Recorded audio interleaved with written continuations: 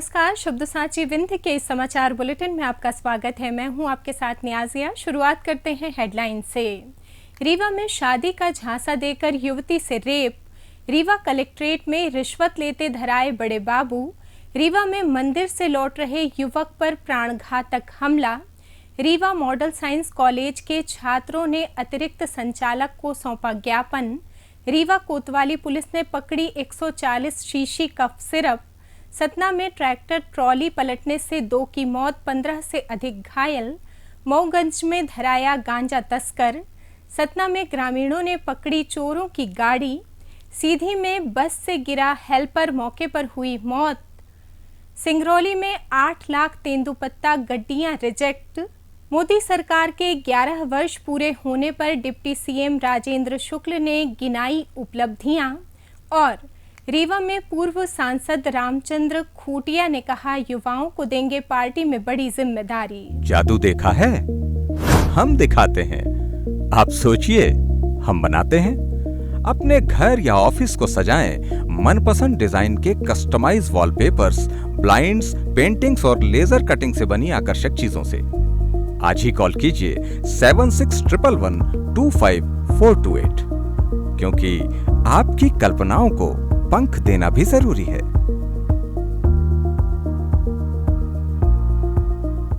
अब खबरें विस्तार से। रीवा के मनगवां थाना क्षेत्र में एक युवती से शादी का झांसा देकर दुष्कर्म करने का मामला सामने आया है। आरोपी ने पीड़िता का अश्लील वीडियो बनाकर उसे ब्लैकमेल भी किया। पीड़िता की शिकायत पर पुलिस ने आरोपी को गिरफ्तार कर जेल भेज दिया है। मामले में एएसपी विवेक लाल ने बताया कि पीड़िता ने मनगवां थाने में शिकायत दर्ज कराई। शिकायत में पीड़िता ने बताया कि आरोपी ने शादी का झांसा देकर संबंध बनाया। इस दौरान उसने अश्लील वीडियो भी बना लिया और वायरल करने की धमकी देकर लगातार दुष्कर्म करता रहा। जब पीड़िता ने शादी की बात की तो वो टाल मटोल करने लगा। इसके बाद परिजनों के साथ थाने पहुंचकर शिकायत दर्ज कराई गई। पुलिस ने तत्काल कार्रवाई करते हुए तिवनी निवासी अभिषेक उपाध्याय को गिरफ्तार कर न्यायालय में पेश किया, जहां से उसे जेल भेज दिया गया।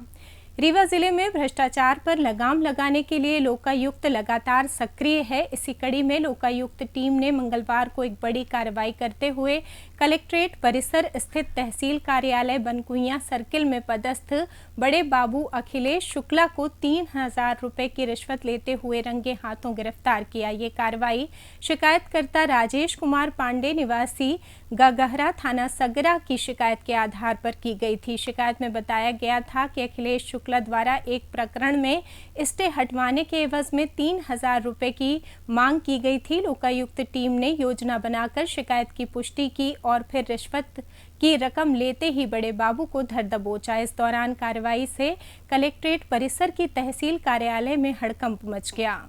राजेश कुमार पांडे मेरा नाम है, ग्राम गगहरा है, पोस्ट सगरा, जिला रीवा। क्या शिकायत थी आपकी? शिकायत मेरी एक ज़मीन है जो यहाँ गगहरा में है सर। तो इसमें अभी जो अभी का है, तो इसमें सर मेरा खसरा नक्शा गलत हो गया था।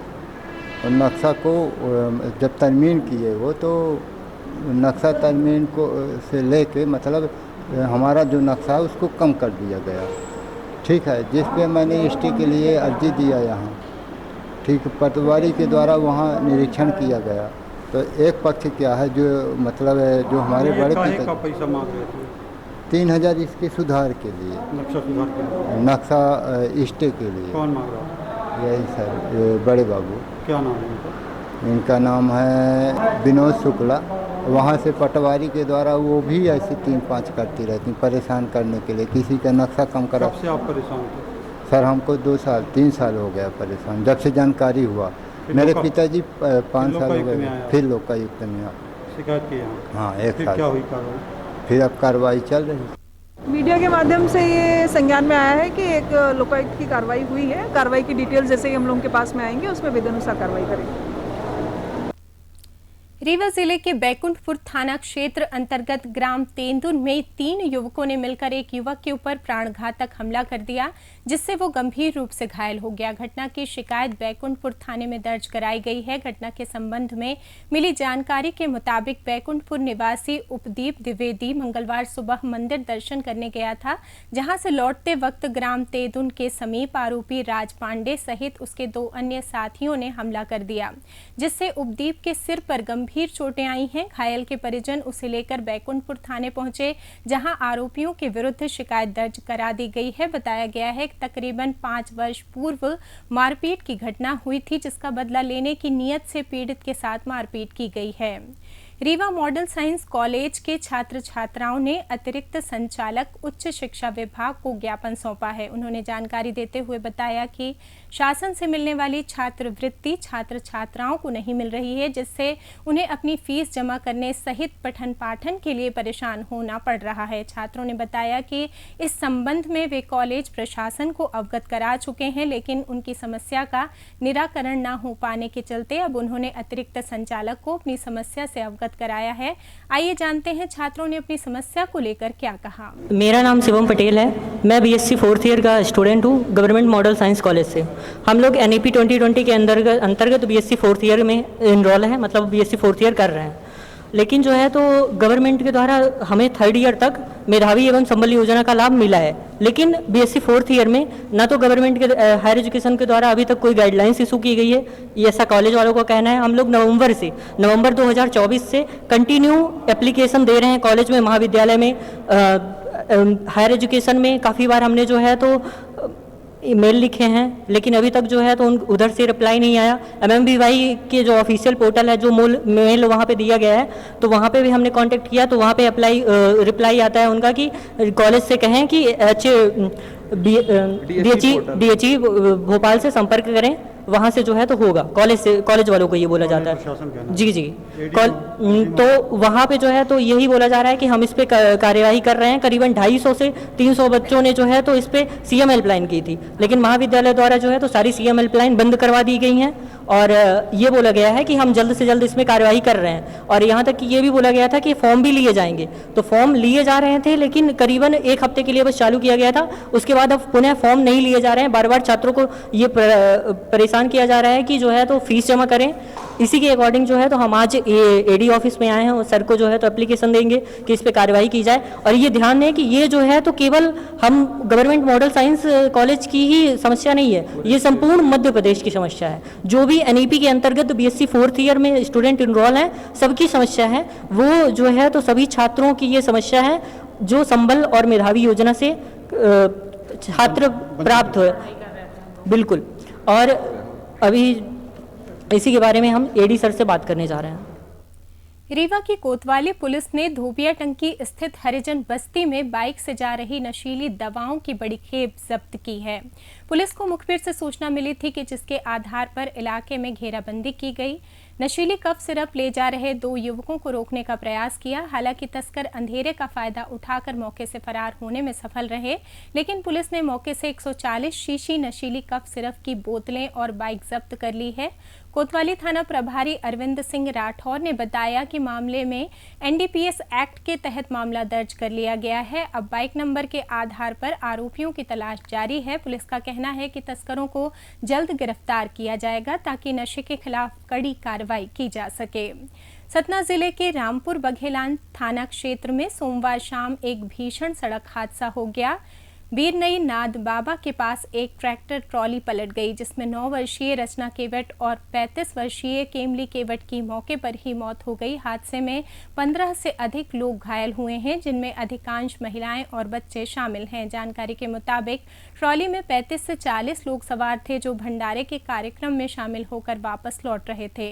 लौटते वक्त ट्रैक्टर ट्रॉली अनियंत्रित होकर पलट गई। रामपुर बघेलान पुलिस ने मौके पर पहुंचकर सभी घायलों को जिला अस्पताल भिजवाया। दोनों मृतकों के शव को रामपुर बघेलान मोर्चरी भेज दिया गया है। मोगन जिले की नई गढ़ी पुलिस ने सोमवार को खडुई नदी पुल के पास से एक तस्कर को गिरफ्तार किया है। आरोपी के पास से 650 ग्राम अवैध गांजा बरामद हुआ है। थाना प्रभारी जगदीश सिंह ठाकुर के नेतृत्व में टीम ने सोमवार को ये कार्रवाई की। मुखबिर से सूचना मिली थी कि एक व्यक्ति लालगंज से नई गढ़ी की ओर गांजा ले जा रहा है। पुलिस ने स्वतंत्र गवाहों के साथ खडुई नदी पुल के घेराबंदी की। एक व्यक्ति को हाथ में झोला लिए पकड़ा गया। पूछताछ में आरोपी ने अपनी पहचान संसारी लाल जायसवाल के रूप में बताई। उसके झोले से काली पन्नी में रखा गांजा और पुड़िया बरामद हुई। पुलिस ने आरोपी के खिलाफ एनडीपीएस एक्ट के तहत कार्रवाई शुरू कर दी है।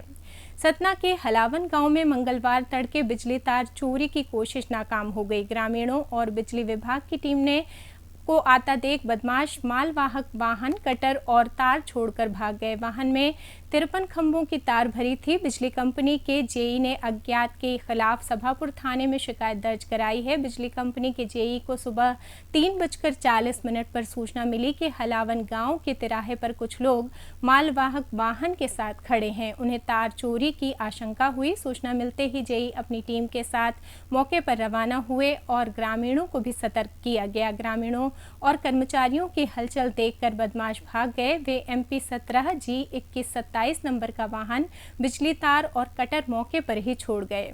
सीधी जिले के मड़वास थाना क्षेत्र में रामपुर ढाबे के पास मंगलवार सुबह लगभग 9 बजे एक सड़क हादसा हुआ। इस हादसे में ग्राम महखोर निवासी 45 वर्षीय अमीर धोबी की मौत हो गई। अमीर धोबी बस में हेल्पर का काम करता था।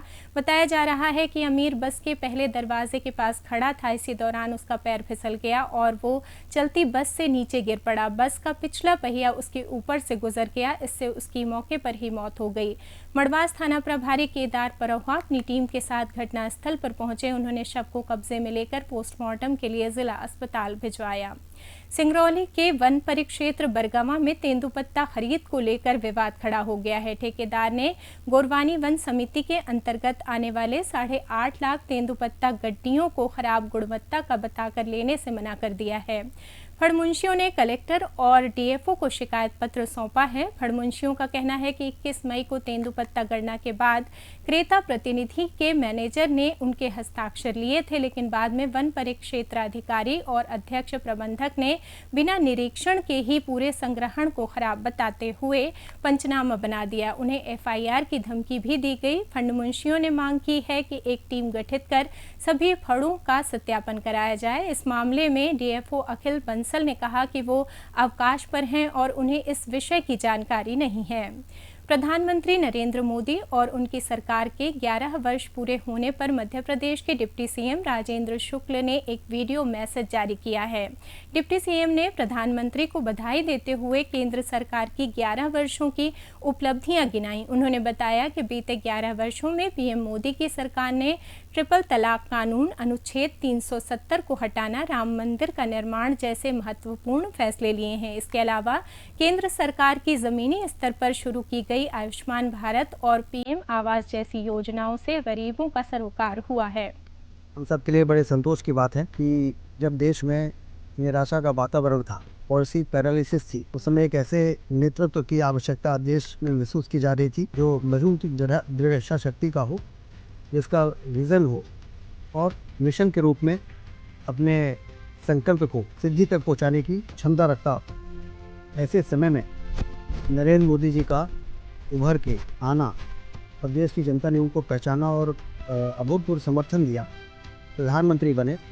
उसके बाद से देश में चाहे वो अधोसंरचना हो, चाहे वो उलझे हुए मामले धारा 370 हो, अयोध्या में भगवान राम के मंदिर का निर्माण का सवाल हो, चाहे 3 तलाक जैसी प्रथा को समाप्त करने की बात हो, चाहे महिला आरक्षण देने की बात हो, गरीब ज्ञान का मंत्र उन्होंने दिया, गरीब, युवा, नारी और अन्नदाता। इसके लिए योजनाबद्ध तरीके से न सिर्फ नीतियाँ बनी हैं, बल्कि उन नीतियों पर बहुत तेज़ी के साथ काम शुरू हुआ है। इसलिए मैं प्रधानमंत्री नरेंद्र मोदी जी के 11 वर्ष के सफलतापूर्वक ऐतिहासिक अभूतपूर्व सफलता के वर्ष पूरे हुए पर उनको बधाई देता हूं और भविष्य के लिए बहुत बहुत शुभकामनाएं।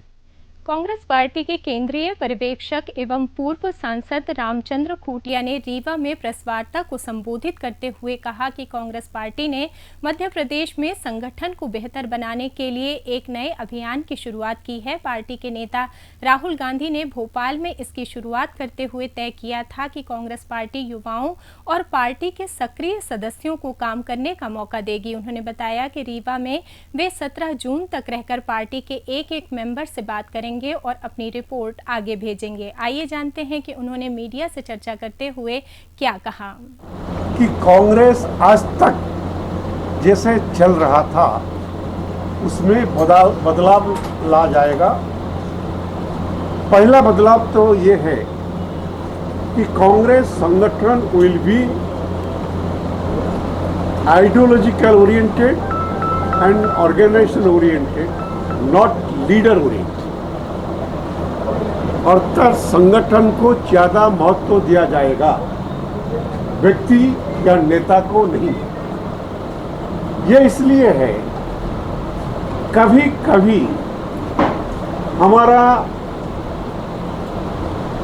जो निर्वाचित चाहे वार्ड मेंबर है, सरपंच है या चेयरमैन है या एमएलए है, एमपी है, राजनीतिक स्तर पर उनको मान्यता है, उनका कार्य है, उनका भूमिका है, उनको सम्मान भी देना चाहिए। मगर संगठन में जो इंचार्ज रहेंगे अर्थात संगठन को ज्यादा महत्व देना चाहिए। ये नहीं कि जो कोई एमएलए बन गया या एमपी बन गया वो जिनको चाहेंगे वही जिला प्रेसिडेंट बनेंगे, वही जिला कार्यकर्ता बनेंगे या प्रदेश कार्यकर्ता बनेंगे या ब्लॉक प्रेसिडेंट, पंचायत प्रेसिडेंट, जो बूथ कमेटी प्रेसिडेंट या कर्मकर्ता बनेंगे। ये आगे नहीं हो। अब जान लेते हैं रीवा शहर में कल होने वाले कार्यक्रमों के बारे में। प्रधानमंत्री नरेंद्र मोदी के नेतृत्व में केंद्र सरकार के 11 वर्ष पूर्ण होने के उपलक्ष्य में भाजपा कार्यालय अटल कुंज रीवा में कल शाम 4 बजे पत्रकार वार्ता का आयोजन किया जाएगा। आगामी 14 जून को जिला चिकित्सालय में विशाल रक्तदान शिविर का आयोजन किया जाएगा। शिविर आयोजन संबंधी बैठक कलेक्टर कार्यालय स्थित मोहन सभागार में 11 जून को शाम 4 बजे की जाएगी। कलेक्टर श्रीमती प्रतिभा पाल ने संबंधितों से उपस्थित रहने की अपेक्षा की है। इसी के साथ ये समाचार बुलेटिन समाप्त हुआ। कल फिर मिलेंगे नई खबरों के साथ। जुड़े रहिए शब्द सांची विंध्य से और विंध्य से जुड़ी तमाम खबरों के लिए हमारे चैनल को सब्सक्राइब कर दें।